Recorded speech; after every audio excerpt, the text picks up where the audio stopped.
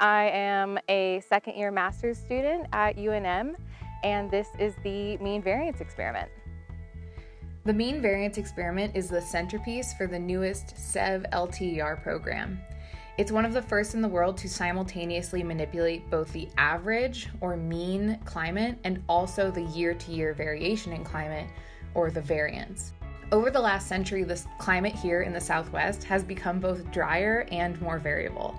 So this experiment simulates those interacting changes to better understand how climate variance and long-run mean affect dryland ecosystems, as well as dryland ecosystem transitions, or in other words, the likelihood that one ecosystem will transition to another. To understand these ecosystem state transitions in light of a changing climate, we're focusing on the recruitment patterns of foundation plant species here at the Sevilleta. Recruitment of new plants is the most common way that dryland ecosystems transition from being dominated by one plant species to being dominated by another, which effectively changes the character or identity of that ecosystem.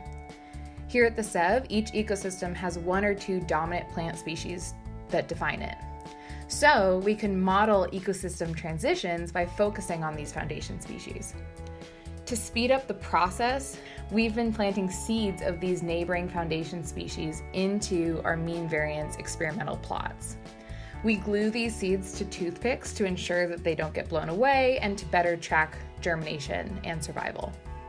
So far, we've learned that the dominant grasses of the SEV's two grassland ecosystems, blue grama and black grama, have different relationships to soil moisture levels required for germination.